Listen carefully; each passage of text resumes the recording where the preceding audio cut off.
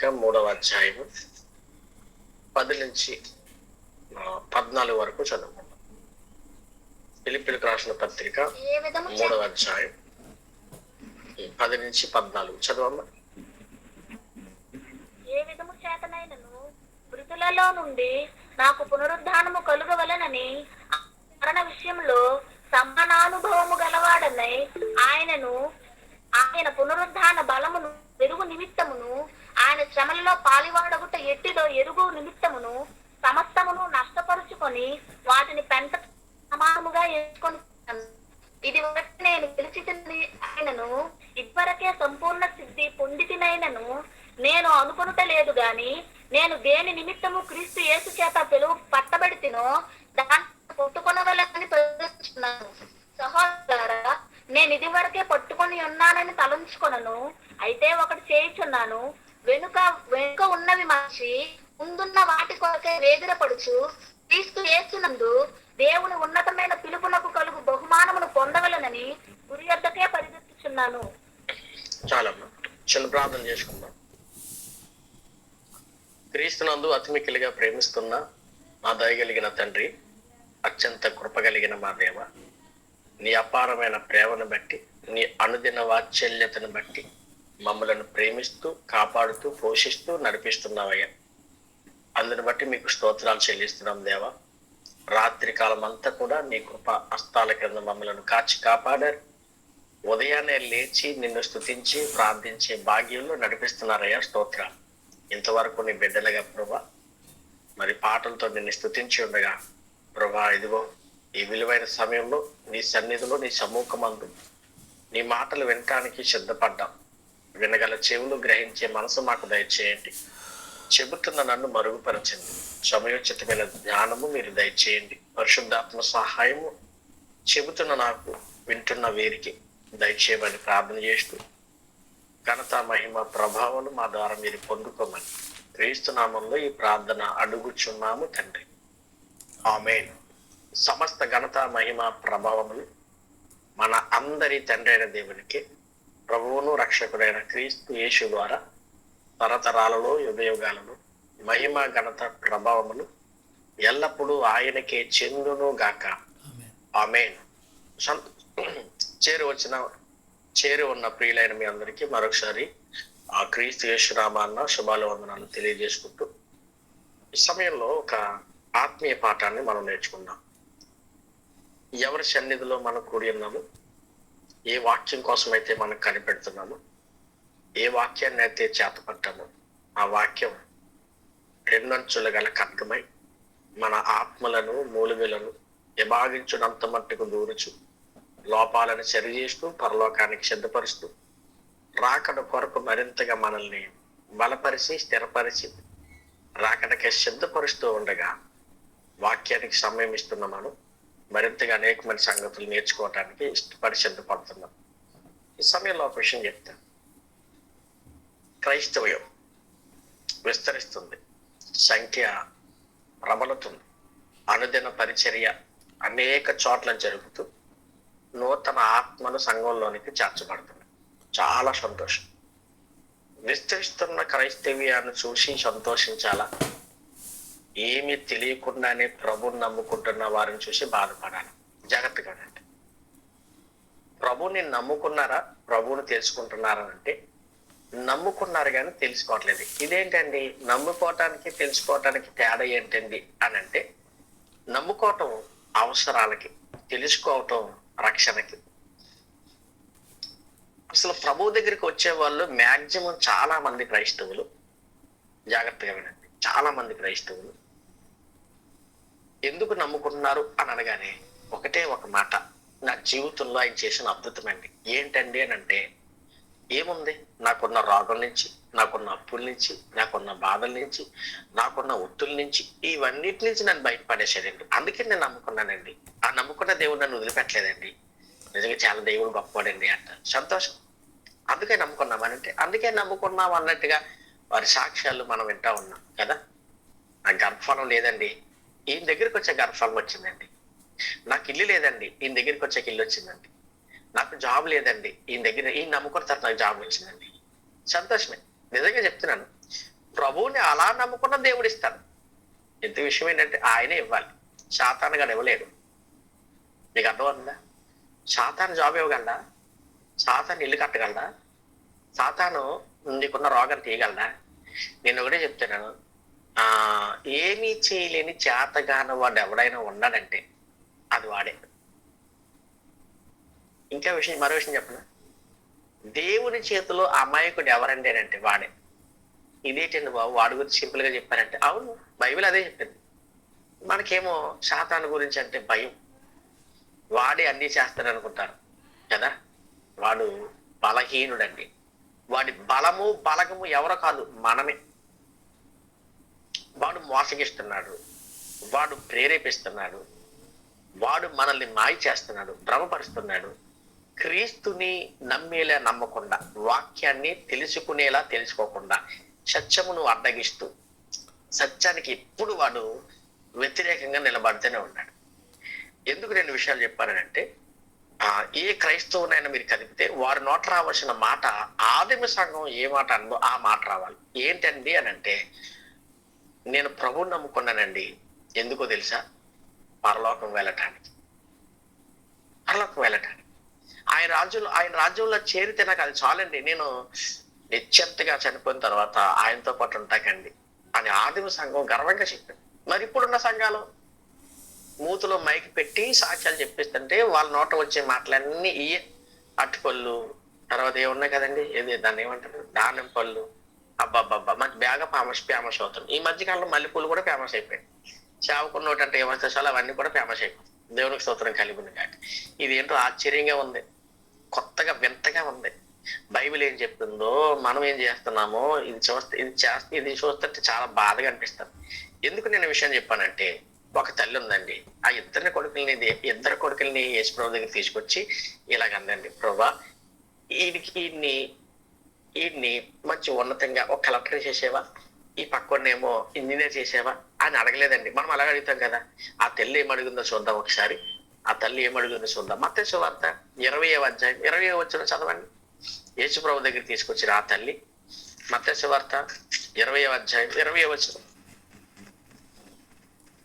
అప్పుడు జబదయి కుమారుల తల్లి కుమారుడితో ఆయన యొద్దకు వచ్చి నమస్కారం చేసి ఒక మనవి చేయబోగా, నీవేమి కోరుచున్నావని ఆయన అడిగాను. అందుకనే నీ నా ఇద్దరు కుమారులలో ఒకడు నీ కుడి వైపునను ఒకడు నీ ఎడమ వైపునను కూర్చుండ సెలవమ్మని ఆయనతో అనను. చూడండి, ఆ తల్లి తీసుకొచ్చి అంటుంది, నీ కుడి వైపున ఒకడు ఎడం వైపున ఒకడు నీ రాజ్యములో నా ఇద్దరు కుమారులు ఉండాలయ్యా. బా ఏం అడిగిందండి అసలు చెప్పాలంటే, మతిపోయింది ప్రభుకి.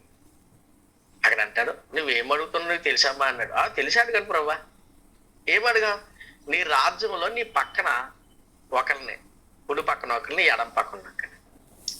మనం ఏమడుగుతాం? పెద్ద కుమారుడికి జాబ్ వచ్చేయాలండి, చిన్న కుమారుడేమో పెళ్ళి అయిపోవాలండి. అబ్బాబ్బా మంచిది, నేను కాదంటలేదు. కానీ మన పిల్లల్ని ప్రభు సన్నిధిలో ఇలా అడుగుతున్నామా, ప్రభా నాతో పాటు నా పిల్లలు కూడా నీ సన్నిధిలో ఉండాలయ్యా, మరణించిన తర్వాత నీతో ఉండాలయ్యా అని అడిగితాను. అసలు భూమి మీద ఉన్నప్పుడు పరలోకం అనే ఆలోచన, అక్కడికి వెళ్ళిపోవాలనే ఆలోచన కలిగి ఈ రోజు క్రైస్తవులు ఉంటున్నారా? క్రైస్తవేతలు పక్కన పెడదాం, నమ్మలేని వాళ్ళు పక్కన పెడదాం. నమ్మిన మన బిడ్డలు, నమ్మిన మనం ఆలోచించేయండి. దేవుణ్ణి మనం ఏం అడుగుతామండి? ప్రభా నేను వీళ్ళకి మంచిగా సంపాదించి పెట్టాలి, నేను చనిపోయిన తర్వాత వాళ్ళు హాయిగా ఉండాలి. ఇదేనా? నేను అంటాను మంచిదే, మంచి ఆలోచనలేనండి, లోకపరంగా ఆలోచనలు కలిగి ఉన్న మంచిది. కానీ వాళ్ళకి మనం దానికంటే నిశ్చలమైన రాజ్యం పరలోకం అది ఇవ్వటానికి మనం ఏం ఆలోచన కలిగి ఉన్నాం? ఈ తల్లి అంటుంది, నీ కుడివైపున ఒకరిని ఎడం వైపు ఒకరిని కూర్చోబెట్టుకోవయ్యా. బా ఆశ్చర్యపడి ప్రభు అన్నాడు. 22వ వచనం జాగ్రత్తగా చూడండి. అసలు మీరు ఏం అడుగుతున్నారో అది మీకు తెలియదు అన్నాడు. నేను త్రాగే గిన్నెలోని మీరు త్రాగలరా అని అడుగుగా, త్రాగగలమండ్రి. అంటే అది మామూలు విషయం అనుకుంటున్నారా? ఈ పక్కన కూడా ఆ పక్కన కూర్చోవటం. అసలు ఏమడుగుతున్నా తెలుసామనంటే, అయ్యో ఆయన ఇచ్చేదే కదా అడుగుతుంటా. అది నేను త్రాగబోయేది మీరు తాగుతారా అనగానే వాళ్ళు అన్నారో తాగేస్తామన్నారు. నేను చెప్పిన మాట చెప్తున్నాను. ఆయన త్రాగగలిగింది మనం త్రాగేస్తామా? వాళ్ళు తాగేస్తానన్నారు, మీరు తాగుతారా? ఎందుకు ఆయన త్రాగేది ఏంటి? నేను త్రాగబోయి గిన్నెలోనిది అన్నాడు. ఎందుకే ఆ త్రాగబోయి గిన్నెలోది ఏంటి చూద్దాం ఒకసారి.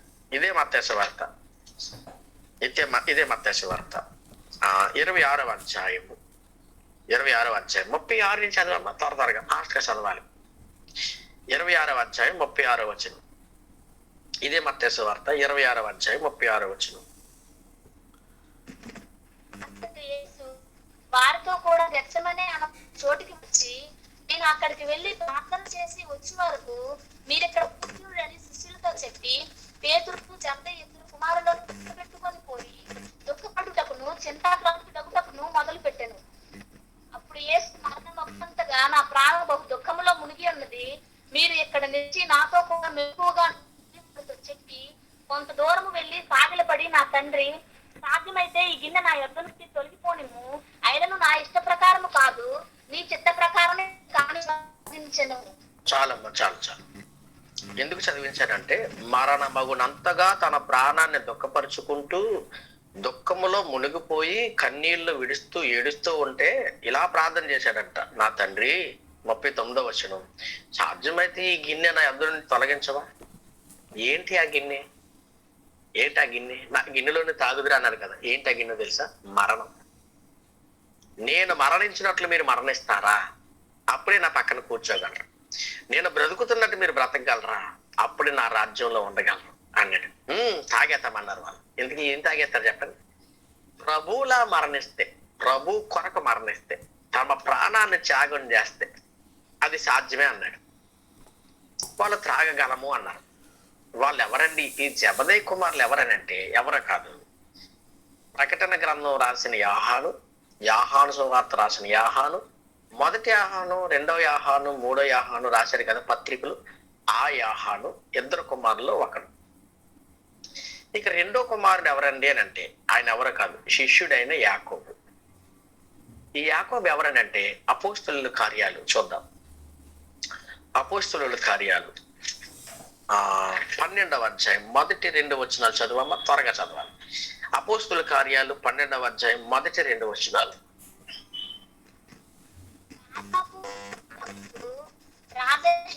సంఘపు వారిలో కొందరిని బాధితులకు బలాత్కారముగా పట్టుకొని యెహోవా సహోదరుడైన యోహాను సహోదరుడు చంపించారు. చాలమ్మా. ఈ జబదయి కుమారులు ఎవరయ్యా? యాహాను, యాకోబు. ఎవరు? బాప్తిస్మ ఇచ్చే యోహాను కాదండి. ఈయన ప్రియ శిష్యుడు అయిన యేసుప్రభుకి అత్యంత సమీపంగా ఉండి, ఇంకా ఏమనాలంటే యేసుప్రభుకి ప్రియమైన శిష్యుడు ఎవరంటే ఆ 12 మందిలో యాహాను గారు. ఆ యాహాను గారు తమ్ముడు ఎవరండి? యాకోబు. ఇంతకు విషయం ఏంటంటే యాకోబుని చంపేశాడు ఏ రోజు. ఎవరి కోసమయ్యా? యేసు ప్రభు కోసం. హతసాక్షి అయిపోయాడు ప్రభు కోసం. నా గిన్నెలు త్రాగగలరా అని అంటే త్రాగగలము అన్నారు కదా ధైర్యంగా. అయితే మీదే అన్నాడే. తాగలం అనగానే తాగ. అప్పుడు ప్రభు కూడా ఏమన్నాడు ఒకసారి మత్తయి వార్త 20వ అధ్యాయం 23వ వచనంలో త్రాగగలమని అన్నప్పుడు ఆయన, మీరు నా గిన్నెలో త్రాగుదురు కానీ నా కుడి వైపునైనను నా ఎడం వైపునైనను కూర్చుండనిచ్చుట నా వశములో లేదు. నా తండ్రి చేత ఎవరికి సిద్ధపరచబడినో వారికి అది దొరుకునని చెప్పాను అన్నాడు. అంటే ప్రభు కూడా కాన్ఫిడెంట్ గా ఏం చెప్పాడంటే, నిజమే, వారి భవిష్యత్తు తిరిగిన దేవుడు ప్రభు అన్నాడు, నా కోసం మీరు ఎలా మరణిస్తారో తెలుసు కాబట్టి నా కోసం హతసాక్షిగా అయిపోతావు యాకోబు, నా కోసం పద్మాషు ద్వీపంలో నువ్వు చనిపోతావు యాహాను. నీకు అర్థమవుతుంది అనమాట. ప్రకటన గ్రంథం రాస్తున్నప్పుడు పద్మాషు ద్వీపంలో అనగా ఒక ద్వీపము, ఖండం, దాన్ని ఏమంటారంటే మీకు తెలుసా? ఎడారి, క్షమించండి, అండమాన్ నికోబార్ దీవులు ఉంటుంది చూడండి. ఇదివరకు మీరు మన భారతదేశంలో శిక్షలు వేస్తే, కఠినమైన శిక్షలు వేస్తే వాళ్ళని ఎక్కడికి తీసుకెళ్ళేవారంటే అండమాన్ జైల్లో పెట్టేవారు. అండమాన్లో కూడా చాలా చీకటి గదిలో పెట్టేసేవారు. అవి సినిమాలు కూడా వచ్చినాయి కదా మనకి. చాలా శిక్ష భరించాలి. అంటే పద్మాషు ద్వీపము అనే ఐలాండ్ లో యోహాను గారు నుంచేశారు ఆ శిక్ష. అక్కడ దర్శనంలో ప్రకటన గ్రంథం రాశాడు ఆయన. అక్కడే చనిపోయాడు ఆయన. ఎవరి కోసం చనిపోయాడయ్యా? క్రీస్తు కోసం. ఎవరి కోసం బ్రతికాడయ్యా? క్రీస్తు కోసం. వాళ్ళిద్దరూ కూడా ఆయన త్రాగే గిన్నెలోనే త్రాగారంటే ఆ శ్రమలే, ఆ బాధలే, ఆ కష్టాలే, ఆ ప్రాణమే విడిచిపెట్టారు, ఎదుర్కొన్నారు. ఇది మీకు అర్థమైతే మరొక మాట యేసుప్రభు అన్నాడు, నా కుడి పక్కన ఎడం పక్కన కూర్చొని ఒకటి నా వశం లేదు, అది తండ్రి ఎవరికి ఇస్తే వాళ్ళకి అన్నాడు ఆయన. సంతోషం. ఏం అడిగారయ్యా వీళ్ళు? తల్లి ఏం అడిగిందయ్యా? ఒకటే. ఏం కోరుకున్నారయ్యా వీళ్ళనంటే పరలోకం కావాలంట వీళ్ళకి. అబ్బా, వీళ్ళకి కావాలి, ఆవిడికి కావాలి. చాలా సీరియస్ గా తీసుకొచ్చేసి నా పిల్లలకి మాత్రం పరలోకం ఇవ్వాలయ్యా అన్నదండి. నేను అంటాను, ఇలా అడిగే వాళ్ళు ఉన్నారా? అడక్కపోయినా కావాలి. ఏం చెప్పండి? అదే పరలోకం. అంతే కదండి. నేను అంటాను, నరకానికి వెళ్ళిపోవటం నాకు ఇష్టమండి అన్న వాళ్ళు మీరు చేయని ఏమన్నారా? హ్యాండ్ రైజ్ చేస్తారా? నాకు చాలా ఇష్టమండి అన్నవాళ్ళు. పరలోకం వెళ్ళాలన్న వాళ్ళు అసలు ఆ మాట అనకముందే నేను వెళ్ళిపోతాను అంటారు. నేను అంటాను, అడిగితే వచ్చేది కాదు పరలోకం. అడిగితే వచ్చేది కాదు, ఊరకనే వచ్చేది కాదు పరలోకం. మరి ఏం చెయ్యాలి? దాన్ని పొందుకోవటానికి పరుగు పెట్టాలి, దాన్ని పొందుకోవటానికి సాధించాలి. అలా సాధించాలంటే కొన్ని వదులుకోవాలి. అవేంటో మనం కొన్ని నేర్చుకుందాం, జాగ్రత్తగా విన్నాం, కొన్ని నేర్చుకుందాం. దానికోసం మనం ఏం చేయాలంటే పరుగు పెట్టాలి. ఒక ఆయన సరే చాలా సీరియస్ గా వచ్చేసాడు. ఒక యవనస్తుడు వచ్చేసి, ప్రభా మరి నేను కూడా పరలోకం వెళ్ళిపోతాను ప్రభా, మరి నిత్య జీవం పొందాలంటే నేను చేయాలన్నాడు. చూద్దాం ఒకసారి. మార్కు సువార్త 10వ అధ్యాయం 17వ వచనం చదవమ్మా. మార్కు సువార్త మనలాంటి ఆవేశపరుడు ఆయన కూడా. మార్కు సువార్త 10వ అధ్యాయం 17వ వచనం. మార్కు సువార్త 10వ అధ్యాయం 17వ వచనం. ఆయన బయలుదేరి మార్గమున పోవచుండగా ఇప్పుడు పరిగెత్తుకొని వచ్చి ఆయన ఎదుట మోకాల్లోని, సద్బోధకుడా, నిత్య జీవం వారసుడగుటకును నేనేమి చేయుదనని ఆయన అడిగాను. చూడండి, ఇక్కడ అన్నాడు, నేను కూడా పరలోకం. ఆ తల్లి బాగా అడిగింది, కాన్ఫిడెంట్ గా ఉన్నారు. ఓకే, వాళ్ళ జీవితాన్ని మనం స్టడీ చేసాం, ఈ జీవితం కూడా స్టడీ చేద్దాం.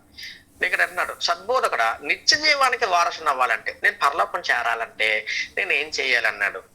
బాగా అడిగాడు కదండి. కనీసం ఈయన అడిగినైనా అడిగాడు, మనం అది కూడా అడగం. మీ జీవితంలో డైలీ చెక్ చేసుకుంటున్నారా?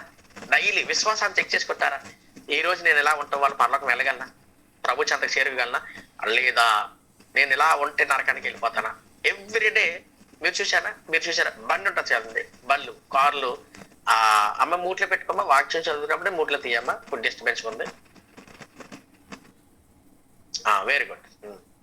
వాక్యం చదువుతున్నప్పుడు తీయ, జాగ్రత్తగానండి. ఇప్పుడు చూడండి, ఎప్పటికప్పుడు ఆ డ్రైవర్ కానీ క్లీనర్ కానీ ఏం చేస్తాడంటే ఆ బండిని టైర్లు చెక్ చేస్తాడు, ఇంజిన్ ఆయిల్ చెక్ చేస్తాడు, మొత్తం చెక్ చేసుకుంటాడు. అలా చెక్ చేసుకోకపోతే ఏమవుద్ది తెలియదు, ప్రమాదం అయిపోద్ది. అయితే మనం కూడా ఎవ్రీడే ఏం చేయాలి తెలుసా? మన విశ్వాసాన్ని చెక్ చేసుకోవాలంట. ఒకసారి ఆ మాట చూసి మనం అర్థం. 2వ కొరింథీ పత్రిక 2వ కొరింథీ పత్రిక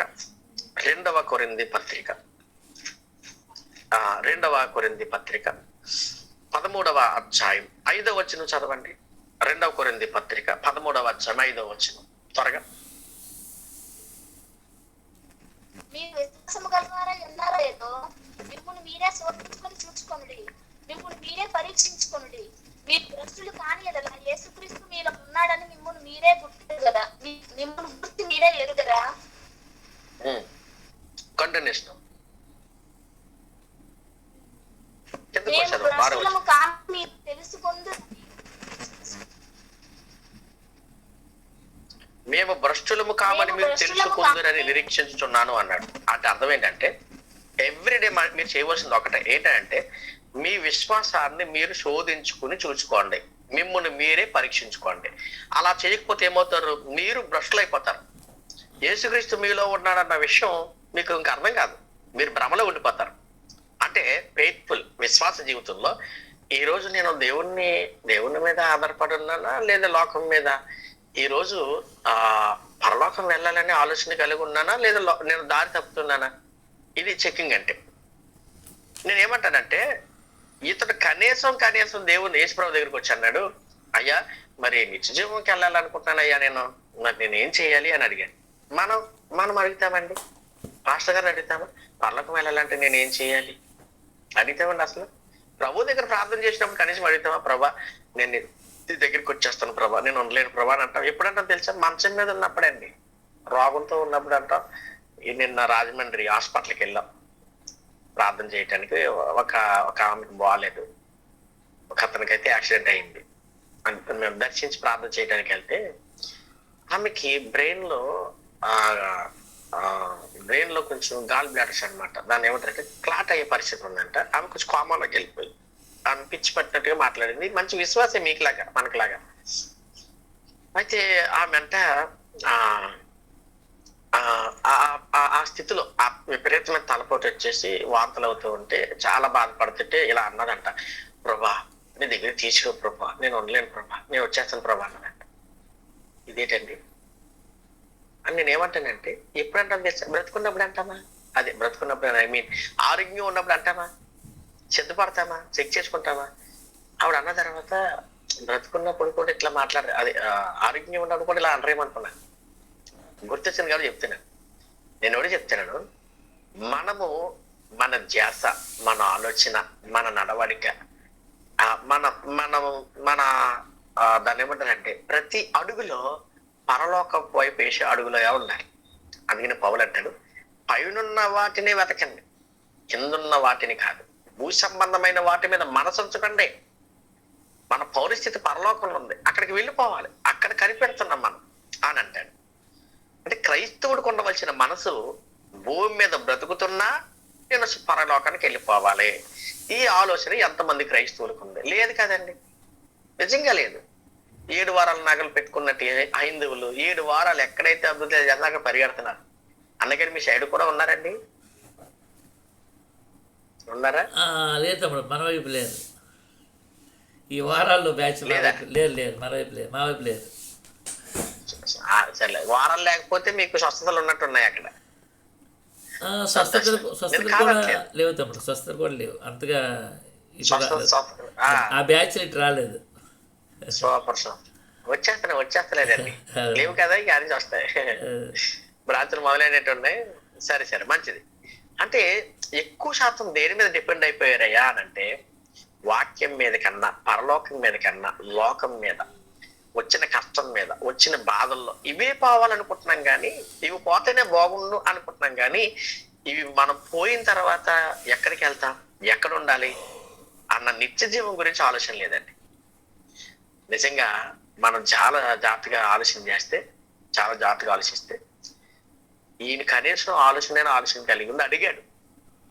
అడుగుతున్నప్పుడు యేసుప్రభువు అన్నాడు 18వ వచనం, నన్ను సత్పురుషుడని ఎలా చెప్తున్నాను? మార్కు వార్త 10వ అధ్యాయం 18వ వచనం. నన్ను సత్పురుషుడని ఎలా చెప్తాను? దేవుడు అక్కడే కానీ మరి ఎవడో సత్పురుషుడు కాదు. నరహత్య చేయవద్దు, వ్యభిచారించొద్దు, దొంగిలించొద్దు, అబద్ధ సాక్ష్యం పలకొద్దు, మోసపుచ్చవద్దు, నీ తల్లిదండ్రులు సన్మానించు అని ఆజ్ఞ నీకు తెలియదు కదా అని అనగా, అప్పుడు ఆ అబ్బాయి అన్నాడు, అందుకు బోధ కూడా బాల్యం నుండి ఇవన్నీ నేను అనుసరించుకునే ఉంటేనని చెప్పాడు.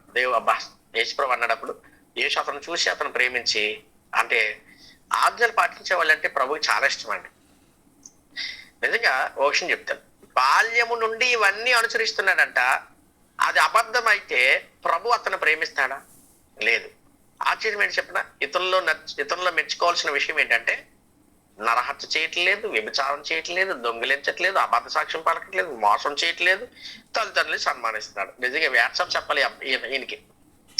ఇందులో మనం ఎన్ని తప్పిదాలు చేసి ఉంటాం ఒకసారి ఆలోచన చేసుకోండి, చెక్ చేసుకోండి ఒకసారి.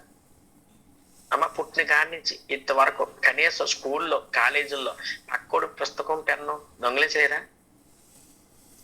నెక్స్ట్ అమ్మతో అబద్ధం ఆడలేదా? ఫ్రెండ్స్తో అబద్ధం ఆడలేదా? మోసం చేయలేదా? తల్లిదండ్రులు సన్మానించామా, గౌరవించామా? నేను అంటాను మనకన్నా బెటరే కదండి ఈయన, ఎక్సలెంట్ చెప్పాలంటే. నేను అంటాను చిన్నప్పటి నుంచి పద్ధతిగా ఉన్నాడు, అయినా సరే ఇంకో డౌట్ వచ్చింది, నేను పరలోకం వెళ్ళాను. ఇన్ని ఆజ్ఞలు పాటించేవాడే పరలోకం వెళ్ళాలా అని డౌట్ వస్తే ప్రభువుని అడిగితే, మరి ఏ ఆజ్ఞ పాటించాలని మనకి ఎలాగిచ్చేస్తాడండి? అలా కదండి, పరలోకం చేర్చుకో ప్రభా అని ఫ్లెక్స్ మీద బ్యానర్ రాసేస్తున్నారు కదండి ఈ మధ్యకాలంలో. చచ్చిపోయిన తర్వాత ఏం రాస్తున్నారు? పరలోకపు పిలుపు అనగానే ఆయన తాగేసి దొల్లేసి ఎప్పుడు చచ్చికి రాకపోయినా ఫ్లెక్స్ వచ్చినప్పుడు మనం ఏమన్నామంటే ఆయన వెళ్ళిపోయాడు. నిజంగా నేను అంటాను, ఆ ఫ్లెక్స్ చూసినోడు ఎవడైనా అన్యుడు ఆ జీవితాన్ని అంతా చూసి, అమ్మా ఆ ఫ్లెక్స్ లో చూసి, ఒరే తాగుబోతులు కూడా పరలోకం ఇస్తారట్రా, ఓకే మనం కూడా ఇలాగ ఉంటే మనం వెళ్ళిపోతాం అన్నమాట అన్నట్టుగా ఇవ్వట్లేదు సంకేతాలు మనం. అసలు ఎలా క్రైస్తవ్యం చూడండి ఎలా ఉంది. నేను ఒక విషయం చెప్తున్నాను, జాగ్రత్తగా వినండి క్రైస్తవ బిడ్డలారా. దయచేసి మీ ఇంట్లో ఎవరైనా సరే వాక్యానుసారంగా బ్రతకకపోతే వాళ్ళు తెలిసిపోతారు మీకు. వాళ్ళ విషయంలో గనక ఫ్లెక్స్లు మాత్రం పరలోక పిలుపని వేయకండి, వేయించకండి. నేను ఇచ్చే పిలుపు అదే. చెప్పండి డైరెక్ట్ గా. అవసరం అనుకుంటే ఆదరణ కూడికని పెడతారో ఇంకోటి పెడతారో, ఆ పదం పెట్టకండి, పరలోక పదం. అది ఎందుకంటే అది అడిగితే వచ్చేది కాదండి బాబు. ఎలా పడితే అలా బ్రతికితే వచ్చేది కాదు, అది సాధించాలి. అందుకని మనం మార్పు చెందాలి. కాబట్టి ఈ అబ్బాయి చూడండి ఎంత బాగా అడుగుతున్నాడు. బాల్యం నుండి అన్ని చేస్తాడంట. అయితే పరలోకం వెళ్ళటానికి ఇంకో కొదువు ఉందంట. ఏంటంటే ఆ ఆస్తి అడ్డొచ్చింది, దాన్ని అమ్మి బేదలకి ఇమ్మన్నాడు. తర్వాత అన్నాడు నన్ను వచ్చి వెంబడించి అన్నాడు, అప్పుడు నీకు పరలోకం వస్తుంది అన్నాడు. ఇతనికి ఆస్తి ఎక్కువ అవటం వల్ల ఆ మాటకి ముఖం చిన్నగుచ్చుకుని ఆస్తి పరలోకమైన వదులుకున్నాడు గాని ఆస్తిని వదులుకోవటానికి ఇష్టపడకుండా ఆ మాట అన్నందుకు దుఃఖపడిపోయి మనసులో బాధపడిపోయి వెనక్కి వెళ్ళిపోయాడు. ఈ రోజుల్లో ఎంతమంది ఉంటారు ఇలాగా? లేరా? అంటే పరలోకం పొందటానికి లోకంలో కొన్ని వదులుకోవాలి. అలా వదులుకున్నప్పుడే, గుడి చూసి పరిగెత్తినప్పుడే దాన్ని పొందుకుంటాం. లేకపోతే అంత ఈజీగా వస్తుంది అనుకుంటారా? రాదండి, అంత ఈజీగా రాదు. అందుకని మీరు చూడండి, కొంతమంది వెన్నుకున్న మార్గాలు ఎలాగుంటాయో తెలుసా? నాశనానికి వెళ్ళిపోతాయి. అలా నాశనానికి వెళ్ళిపోయి మార్గాలు వెన్నుకున్న వారు ఉన్నారంటే పరలోకం కోసం కాకుండా ఈ లోకం కోసమే ఆలోచించే వాళ్ళు ఉన్నారు. అందుకని వాళ్ళకి ఏం తెలియదు అన్నది బైబిల్. ప్రసంగి గ్రంథం 10వ అధ్యాయం 15వ వచనం చదవమ్మా. త్వరగా చదవండి. ప్రసంగి గ్రంథం 10వ అధ్యాయం 15వ వచనం. త్వరగా చదవ.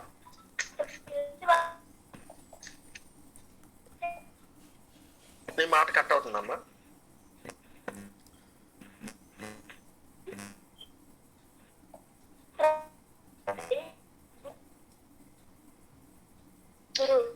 ఊరికి పోవు త్రోవ ఎరగని వారై బుద్ధిహీనులు తమ ప్రయాసము చేత ఆయాసపడుతున్నారు. ఊరికి పోవు త్రోవ ఎరగని వారే అంటే అర్థం ఏంటంటే ఏ ఊరికి?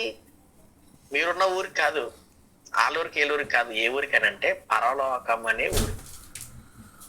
ఎరగని వారే బుద్ధిహీనులు తమ ప్రయాసం చేత ఆయాసపడుతున్నారు అంటే అర్థం ఏంటంటే ఇంకా వాళ్ళకి పరలోకం వద్దు.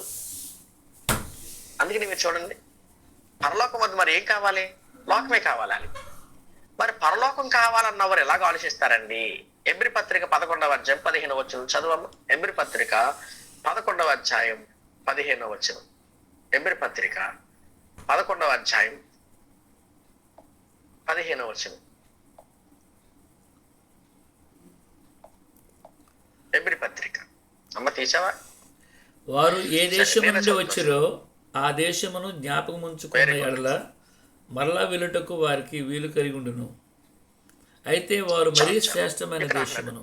వారు ఏ దేశము నుండి వచ్చారో ఆ దేశమునకి మరలా వెళ్ళాలంటే జ్ఞాపకం ఉంచుకోవాలి. మనమందరం ఇక్కడ వాళ్ళం కాదని, పరలోకము నుంచి వచ్చామని మరలా అక్కడికి వెళ్ళిపోవాలని జ్ఞాపకం ఉందా? లేదు. ఊరికి పోవు త్రోవ ఎరగక మనం ఈ లోకంలో ఉండి మనం ఏం చేస్తాం తెలుసండి? రకరకాల మార్గాలు ఎంచుకున్నాం. ఏ మార్గంలో వెళ్ళినా సరే అక్కడికి వెళ్ళిపోతామంట. నదులన్నీ కలిపి ఎక్కడ కలిస్తాయి? సముద్రంలో. కాబట్టి ఎన్ని మతాలు ఉన్నా, ఎన్ని మార్గాలు ఉన్నా, ఎలా బ్రతికినా చివరికి అక్కడికి వెళ్ళిపోతామండి. ఇంక దేవుడు తీసుకోకపోతే స్వర్గంలో మరి ఆయన ఖాళీ ఉంచుకుంటాడండి? మనలాంటి వాళ్ళు కాకపోతే ఎవరికి ఇస్తారంట అని అనుకుంటా భ్రమలో. నేను ఒక విషయం చెప్తాను. పరలోకాన్ని ఖాళీగానే ఉంచుకుంటాడంట కానీ పాపాత్ములకి ఎవడంట. మీకు అర్థమైందా? దుష్టులకి పరలోకంలో చోటు లేదు. బెస్ట్ ఎగ్జాంపుల్ ఎవరో కాదు, దుష్టుడినే ఉంచకుండా గెంటేశాడు. నిన్ను నన్ను అక్కడ ఎందుకు ఉంచుకుంటాడు? అందుకని భూమి మీద బ్రతుకులు మార్చుకున్న వాళ్ళకి, క్రీస్తులా బ్రతికిన వాళ్ళకి, ఆయన అడుగు జాడల్లో ఉన్న వాళ్ళకే ఇస్తాడు. విషయం చెప్పనా? పరలోకం అంటే దేవుడుండే లోకం. దేవుడుండే లోకం అంటే అతి పరిశుద్ధమైన లోకం. ఆ అతి పరిశుద్ధమైన లోకంలో పరిశుద్ధులకే చోటు తప్ప అపవిత్రులకి, దుష్టులకి, దుర్మార్గులకి చోటు లేదు. నిజంగా అర్హత ఉన్నవాడికే పిఎం గారి ఆఫీసులో జాబులు ఉంటాయి. ఇది నిన్ను నన్ను పెట్టుకుంటారు ఏంటి అక్కడ? ఆలోచన చేయండి. ఇది ఎంత వాస్తవమో. పరలోకం వెళ్ళాలంటే అర్హత ఉండాలి, దాన్ని మనం సాధించాలి. అందుకే చాలా మంది త్రోవ తప్పి నడుస్తూ మార్గాన్ని చెరిపేసుకుంటారంట. అందులో మనం ఉన్నామో లేదో వీళ్ళని బట్టి చెక్ చేసుకున్నాం. యోధ పత్రిక 1వ అధ్యాయం 11వ వచనం. త్వరగా చదువమ్మా. యోధా పత్రిక 1వ అధ్యాయం 11వ వచనం. యోధా పత్రిక 1వ అధ్యాయం 11వ వచనం.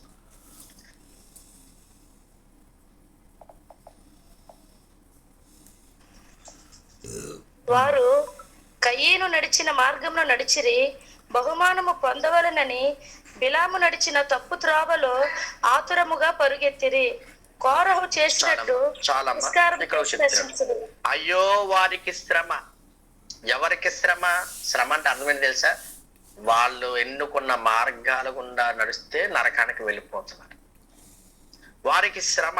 వారి కయ్యను నడిచిన మార్గము. కయ్యని ఎవరి సంబంధం అంట? దుష్టిని సంబంధి. కయ్యని ఏమన్నాడంట? వ్యభిచారి అన్నాడు. కయ్యని ఏమన్నాడు?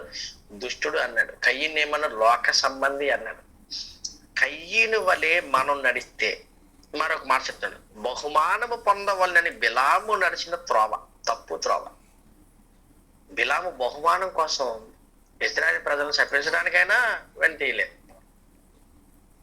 తర్వాత లోకాన్ని ఆశించాడే గురువు గారి శిష్యుడు, ఎలీషా గారి శిష్యుడు గేహాజీ. తను కూడా ఏం చేశాడు? తను ఏం చేశాడంటే ఆ బహుమానం పొందటానికి ఎవరు తెచ్చింది? నయమాన్ తెచ్చింది పొందటానికి ఆశపడి దేవుడి చిత్తానికి వ్యతిరేకంగా ఉన్నాడు. నేను ఒకటే చెప్తాను, జాగ్రత్తగా వినండి.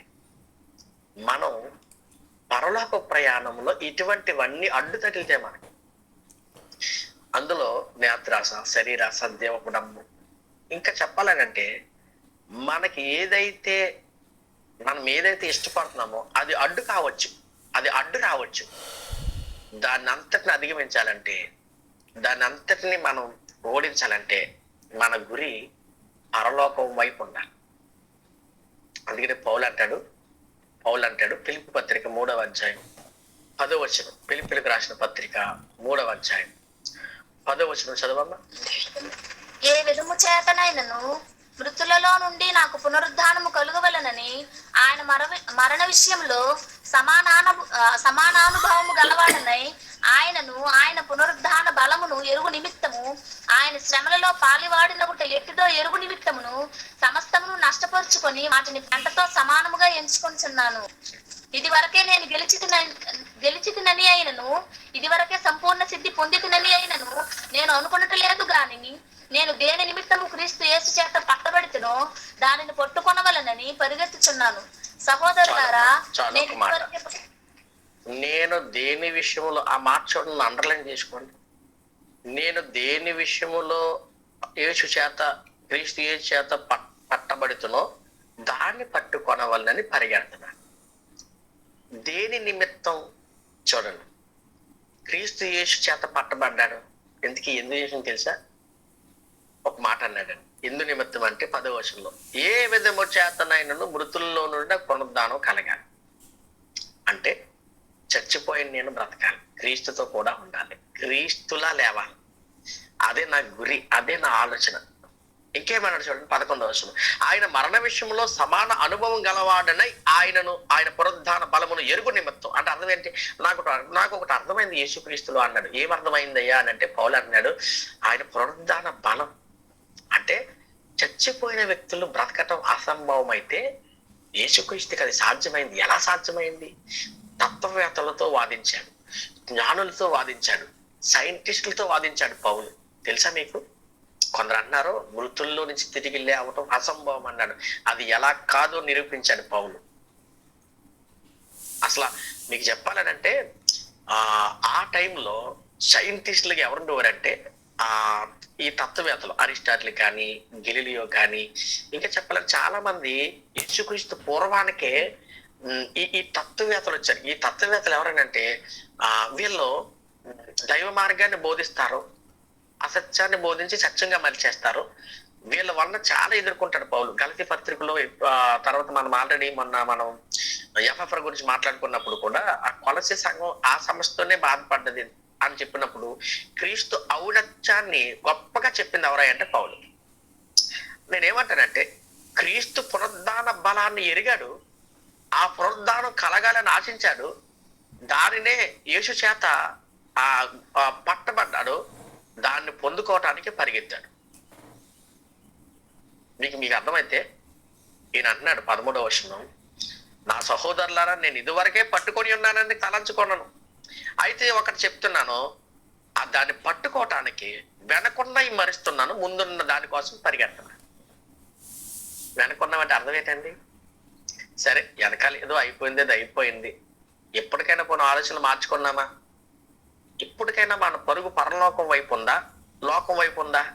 పరలోకము పరుగులో లేదా పరలోకం పొందటానికి నేను సిద్ధమా అని అనుకున్నామా? నేనున్నానా అని అనుకున్నామా? లేకపోతే మనం ఎంత ప్రార్థన చేసుకున్నా, మనం ఎంత వాక్యం తెలుసుకున్నా, ఎంతలా బ్రతుకుతున్నా, పరలోక ప్రయాణం కోసం సిద్ధపడకపోతే, జీవితాన్ని మార్చుకోకపోతే, ఆయన చెప్పినట్టుగా నడుచుకోకపోతే, కళ్ళు మూసిన మరుక్షణం పరలోకంలో ఉండవు, ధనవంతుడి దగ్గర ఉంటాం. అది ఎవరికైనానండి. అందుకనే పౌలు గురి వద్దకు పరిగెత్తడానికి, ఆ బహుమానాన్ని పొందటానికి ఉన్నతమైన దేవుని పిలుపుకు లోపడ్డాడంట. అబ్బా, ఎందుకు పిలిచాడు తెలిసిన? ప్రభు ఎందుకు పిలిచాడు చెప్పండి? ప్రభు ఎందుకు పిలిచాడు? చీకటిలో నుండి తన ఆశ్చర్యకరమైన వెలుగులోనికి మనల్ని పిలిచాడు. వెలుగు అని అంటే యేసుక్రీస్తు దగ్గరికి కదా, నిజమైన వెలుగు ఆయనే కదా. మీ క్వశ్చన్ చెప్పనా?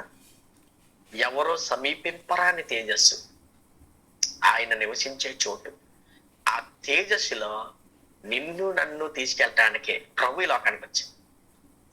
ఆయన సింహాసనం మందు మనల్ని కూర్చొని నిలవటానికి, పరలోకంలో ఆయనతో పాటు ఆయన కూర్చున్న సింహాసనం మీద మనల్ని ఉంచడానికి. మీకు ఆశ్చర్యం చెప్పనా? ఆయన సింహాసనం మీద కూర్చునే అవకాశం దూతలకి లేదు, ఇవ్వలేదు, వాటికి ఇవ్వలేదు. తెలుసా మీకు? నాతో పాటు నా సింహాసనం ముందు దేవదూతలు కూర్చొని ఇచ్చేది అన్నాడా? నాతో పాటు జయించిన వాడిని, జయించిన వాడిని నా సింహాసనం మందు నేను కూర్చొని ఇస్తానని ఎవరితో అన్నాడు? ఎవరి గురించి అన్నాడు? ఆ మాటలు మన గురించి అన్నాడు. నీకు నాకు ఇస్తానన్న భాగ్యం దూతలకి లేదు. అంటే ఎంత గొప్ప భాగ్యాన్ని మనకి ఇవ్వబోతున్నాడు, దాని మీద దృష్టి ఉంచామా? ఆ బహుమానం పొందడానికి పరిగెడుతున్నామా? ఈ లోకంలో ఉన్న వాటి కోసం ఎగురు పడుతున్నామా? చెప్పండి. ఆ తల్లి ఆలోచించినట్లు ఆలోచన కలిగి ఉన్నామా? నేను ఒకటే చెప్తున్నాను, మీ పిల్లలకి ఆస్తి ఇవ్వచ్చు, మీ పిల్లలకి చదువు ఇవ్వచ్చు, మీ పిల్లలకి అన్ని ఇవ్వచ్చు. నేను ఒకటి చెప్తున్నాను, ఎంత ఇచ్చినా అది లోకం వరకు, ఈ లోకం వరకే ఉంటావే. కానీ మీ పిల్లలకి జబదయి తల్లిలా పరలోకం ఇవ్వాలనే ఆశ కలిగి ఉన్నారా? దానికోసం ప్రార్థన చేస్తున్నారా? దానికోసం పిల్లలకి వాక్యం నేర్పిస్తున్నారా? అలా ఉన్నారా లేదో వాళ్ళ జీవితాలని పరీక్షిస్తున్నారా? చెప్పండి. లేకపోతే మన చేతులారా మన పిల్లల్ని మన చేతులతో నరకానికి పంపించేస్తాం. నిజమండి, చాలా మంది తల్లిదండ్రులు చేస్తున్న పొరపాటు ఇదే. ఎలాగో చెప్పి నేను ముగిస్తాను. ఎలాగనంటే, ఒక అబ్బాయికి ఉరిశిక్ష పడ్డాడు. కారణం ఏంటంటే దాన్ని ఏమంటారంటే తీవ్రవాదిలా, ఇంకా చెప్పాలంటే అతన్ని ఏమంటారంటే ఇంకా చెప్పాలంటే ఒక సైకోలా మారిపోయాడు. అతను దొంగతనాన్ని విపరీతంగా చేసేసాడు. విపరీతంగా చేసిన తర్వాత ఇంకా అతనికి గవర్నమెంట్ ఏం చేసిందంటే చట్ట ప్రకారంగా ఉరిశిక్ష వేసేసింది. అంటే ఆ ఉరిశిక్ష వేసిన తర్వాత చివరి కోరికలు అడుగుతారు కదా. ఇదేంటి ఆశ్చర్యం, నాకు ఇప్పటికీ తెలియదండి. చివరి కోరికలు తీర్చే చంపేస్తారు ఎల్లో. అదేంటో నాకు అర్థం కాదు, అది ఎందుకు పెట్టారో తెలియదు. నాకు బిర్యానీ తినాలని ఉందని అన్నాను అనుకోండి, తినేసేని బ్రతకనిస్తారా? తినే చంపేస్తారు. అదేంటో అర్థం కాదు. సరే, చివరి కోరిక ఏంటని అడిగితే అప్పుడు అన్నాడంట, మా అమ్మని చూడాలని ఉందన్నాడంట. అబ్బా, మంచి కోరిక కోరేవారని చెప్పేసి వాళ్ళ అమ్మని పిలిచాడంట. వాళ్ళ అమ్మ వచ్చిందంట. దగ్గరికి రాగానే వాళ్ళ అమ్మని చాచి పెట్టి కొట్టాడంట. ఎందుకు కొట్టుండాలి చెప్పండి? ఎందుకు కొట్టాడు తెలుసా? నేను ఈ రోజు చచ్చిపోవడానికి కారణం నువ్వే అన్నాడంట. అదేంట్రా అంటే, చిన్నప్పుడు నేను ఏదైనా దొంగతనం చేసి నీకు పట్టుకొస్తే నన్ను ఎంకరేజ్ చేశాను. కొంచెం ఎదిగిన తర్వాత ఏదైనా సరే నేను అలా దొంగిలి తీసుకొస్తుంటే నన్ను బాగా ఇంకా ఎంకరేజ్ చేశాం. ఆ రోజే నా దవడ పళ్ళు రాలగొడితే ఇది తప్పురని చెప్పుంటే నేను ఎలా చచ్చిపోతున్నా అన్నాడంట. మీకు అర్థమైందా? ఇది మీకు అర్థమైంది. మన పిల్లల్ని మనమే చేతులారా జీవితాలు నాశనం చేసి ఈ లోకంలో ఉన్నవన్నీ ఇవ్వాలనుకుంటున్నాం మనం. ఎందుకో పరలోకం ఇవ్వాలనుకోవట్లేదు. ఏ గొప్ప తల్లి అయినా ఎలా ఉండాలంటే జబదయ్య కుమారులు అంటే జబదయ్య ఆమె పేరు అదే. అంటే ఆమెకిలా ఉంటే నేను అంటాను, కుటుంబం అంతా పరలోక సన్నిధిలో ఉంటది. అక్కడ ఏముంటుంది తెలుసండి? ఇక్కడ ఎంత ఇచ్చిన ఈ లోకం వరకే. మరి పరలోకంలో ఏముంటది ఒకసారి చూద్దామా? ఆ పరలోకంలో ఏముంటది అంటే యోహాను సువార్త 14 అధ్యాయం 1-3 వచనాలు. యోహాను సువార్త 1 అధ్యాయం 14 అధ్యాయం త్వరగా చదవండి. యోహాను సువార్త 14 అధ్యాయం 1-3 వచనాలు. యోహాను నీ సువార్త 14 హృదయం అధ్యాయం. నీ హృదయము కలవరపడనీయకుడి, దేవుని యందు విశ్వాసముంచుడి, నా యందును విశ్వాసముంచుడి. నా తండ్రి అంట అనేక నివాసములు కలవు, లేని ఎడల మీతో చెప్పుదును. మీకు స్థలం సిద్ధపరచి వెళ్ళుచున్నాను. నేను వెళ్ళి మీకు స్థలం సిద్ధపరిచిన ఎడల నేనుండు స్థలములో మీరును ఉండులాగున మరలా వచ్చి నా యొద్ద నుండుటకు మిమ్మల్ని తీసుకొని పోవదును. నేను వెళ్ళుచున్న స్థలమునకు మార్గము మీకు తెలియనని చెప్పెను. చాలమ్మా. అక్కడ మనకి మరి నివసించడానికి ఒక స్థలం కావాలి కదండి. దాన్ని సిద్ధపరచడానికి ఆయన వెళ్ళానంట. పరలోకంలో ఏమున్నాయంట? అనేక నివాస స్థలాలు ఉన్నాయి. పరలోకంలో మనం నివసించడానికి చోటు ఉంటుంది. ఇంకేమున్నాయ్యా? ప్రకటన గ్రంథం 7వ అధ్యాయం 16వ వచనం. త్వరగా ప్రకటన గ్రంథం 7వ అధ్యాయం 16వ వచనం. ప్రకటన గ్రంథం 7వ అధ్యాయం 16వ వచనం. వారికి ఇక మీదట ఆకలి అయినను దాహమైనను ఉండదు, సూర్యుని ఎండ అయినను ఏ వడగాలి అయినను వారికి తగలదు. కింద కూడా చదవమ్మా. ఏలయనగా సింహాసన మధ్యమందుండు గొర్రె పిల్లవానికి కాపరి అయి జీవ జలముల బుగ్గల యొద్దకు వారిని నడిపించును. దేవుడే వారి కన్నుల నుండి ప్రతి బాష్ప బిందువును తుడిచివేయును. దేవునికి స్తోత్రం కలుగును గాక. అబ్బా, ఆకలి ఉండదు, దప్పు ఉండదు, సూర్యుని ఎండ ఉండదు, వడగాలి ఉండదు. ఇక్కడ ఇట్ల కోసమే కదా చచ్చిపోతున్నామ్మా. ప్రభు సన్నిధిలో సంతోషం ఉంటుందని చెప్తున్నాడు అక్కడ. ప్రభు సన్నిధిలో ఆనందం ఉంటుందని చెప్తున్నాడు అక్కడ. ఇంకేం చెప్తున్నాడు అయ్యా? ఇదే ప్రకటన గ్రంథం 21వ అధ్యాయం 4వ వచనం. 21వ అధ్యాయం 4వ వచనం. 21వ అధ్యాయం 4వ వచనం. ఆయన వారి కన్నుల ప్రతి బాష్ప బిందువును తుడిచివేయును. మరణము ఇక ఉండదు, దుఃఖమైనను ఏడ్పైనను వేదన అయినను ఇక ఉండదు. మొదటి సంగతులు గతించిపోయినని సింహాసనములో నుండి వచ్చిన గొప్ప స్వరము చెప్పుట వింటిని. చాలు చాలు. పరలోకంలో ఏముండవయ్యా? దుఃఖం, ఏడ్పు, వేదన, ఇంకా మరణం. వీటి కోసమే నలిగిపోతున్నాం. ఇంకా ఇవి మనకు ఉండవు. అప్పుడప్పుడు అంటారు, ఈ బాధలు ఎప్పుడు పోతాయో, ఈ కష్టాలు ఎప్పుడు పోతాయో. అసలు బ్రతికే కాలంలో ఇవన్నీ భరిస్తూనే ఉన్నాం. నేను అంటాను, ఇవన్నీ పోవాలని అంటే మనం పోవాలి. ఎక్కడికి? నరకానికి కాదండి బాబు, పరలోకం. పరలోకం వెళ్తే ఉండవండి. నేను ఒక విషయం చెప్తాను. నాకు చచ్చిపోవటం ఇష్టమండి అన్న వాళ్ళు ఎవరైనా చేయగలరా? నాకు చచ్చిపోవటం ఇష్టమండి అన్న నాకు ఇష్టమండి. నాకు ఇష్టం చచ్చిపోవటం. ఎందుకన్నా తెలుసా? పరలోకం వెళ్తాను. కానీ చాలా మంది ఏమంటారు తెలుసా? అయ్యో నాకు ఇష్టం లేదండి, ఇంకా బ్రతకలేదండి. మనకు రోగం వచ్చింది అనుకోండి, సంథింగ్ జ్వరం వచ్చినా, ఏదైనా వ్యాధి వచ్చినా డాక్టర్ దగ్గర పరిగెట్టేసి బ్రతికించండి అంట. మనం ఎప్పుడైతే బ్రతికించండి అంటున్నా వాడికి బలం అయిపోతుంది. ఇంకా మన దగ్గర క్యాచ్ చేసుకుంటాడు. ఎంత డబ్బు ఖర్చైనా పర్లేదండి, బ్రతికించండి అంట. ఇది బ్రతికేదేమనే, బ్రతికేయాలనే. అప్పటికే వయసు అంటుంది, టైం అయిపోయింది వెళ్ళిపోదాం అంటుంది. మనం అంటున్నా ఇంకా టైంలో ఇంకా ఉండిపోతాను ఇందులో. ఇంకా చూడండి, చాలా మంది ముసలు ఉంటారండి. నేను ఇలా కాదు, కానీ కాలం చెల్లిన ముసలి వాళ్ళు ఎక్స్పైరీ డేట్ వచ్చిన తర్వాత ఎంత ఉంటే మంచిదే, పోతే మంచిదండి. మామూలు మనలో మనమాట. అంటే వెళ్ళిపోవాలని నేను చెప్పట్లేదు, చెప్తున్నాను. వాళ్ళు బ్రతుకున్నదంతా కూడా ఆయాసము, దుఃఖమే, చాకరి అంతానే. వాళ్ళు అంటారు ముసలితనంలోని. నేను ఎలా అన్నా కాదు, కానీ నన్ను ఎవరు పట్టించుకోవట్లేదు అంటారు. ఇంకెందుకు పట్టించుకొని? అయిపోయింది కదా చాలా జీవితం, ఇంకెందుకండి అని నేను ఏమంటానంటే, నేను చెప్పేది ఏంటంటే, వాళ్ళకి చావటం ఇష్టం లేదు. అంటే మరణం అనేది ఇష్టం లేదండి. నేను ఒకటి చెప్తాను, ఇష్టం లేకపోతే వచ్చేది మరణం. అసలు మరణానికి చోటు లేనిది పరలోకం. నేను ఒకటి చెప్తాను, మన ఆశ, మన గురి, మన ఆలోచన మారాలి. క్రైస్తవుడు ప్రతి ఆలోచన మారాలి. పరలోకం పరలోకం పరలోకం. అలా జబదయ్య తల్లి రాజ్యంలో ఉండాలనుకుంది. అలా కొడుకుల్ని నిలబెట్టింది. ఒక అబ్బాయి వచ్చేసాడు, ఒక చిన్న పిచ్చిని వెనక్కిపోయాడు, పోగొట్టుకున్నాడు. ఈరోజు మీకు అర్థమైతే లోకాశంలో మునిగిపోయి పరలోకాన్ని పోగొట్టుకున్న ఈ అర్హతను కోల్పోతే ఇంకా మనల్ని ఎవరు బాగు చేయలేదు. దేవుడు ద్వారాలు తెరిచాడు, పరలోకపు తలుపులు తెరిచే ఉన్నాయి. ఆయన పిలుస్తున్నాడు రండి అని, మనమే వెళ్ళలేదు. ఇది మీకు అర్థమైతే ఈ రోజు విన్న ఈ పాఠాన్ని బట్టి ఒకటే గురి పెట్టుకోండి, వాక్యము ద్వారా నేను ఎలా సిద్ధపడాలి, నేను మరణిస్తే పరలోకం వెళ్ళాలి. నిజంగా హ్యాట్సాప్ చెప్పాలి అన్నయ్య గారికి. ఎందుకు తెలుసా? పాల్ అన్నయ్య గారికి ప్రతిరోజు వాక్యం వాక్యం వాక్యం బోరు కొడతలేదు మీకు అసలు అన్నయ్య గారు? ఏమో నేను ఒకటి మీకు బోరు కొడతలేదా? ప్రతిరోజు వాక్యం ఏంటండి? మీకు విషయం చెప్పిన మంచి మార్గాన్ని మీరు ఎన్నుకున్నారు. ఎందుకో తెలుసా? ఈ వాక్యం మిమ్మల్ని పరలోకం నడిపిస్తుంది. ఒక విషయం చెప్తున్నాను, ఏ భారం కలిగిన సేవకుడైనా, పరలోకం వైపు నడిపించే ఏ సేవకుడైనా ప్రతి రోజు వాక్యం అవసరమని ఆలోచించేవాడు ఇలా నడిపిస్తాడు. లేదనుకోండి, వారం వచ్చేయండి, మీరు ప్రార్థనకు వచ్చేయండి, తెచ్చేయండి, ఇచ్చేయండి అంటాడు. ఏం చెప్పండి?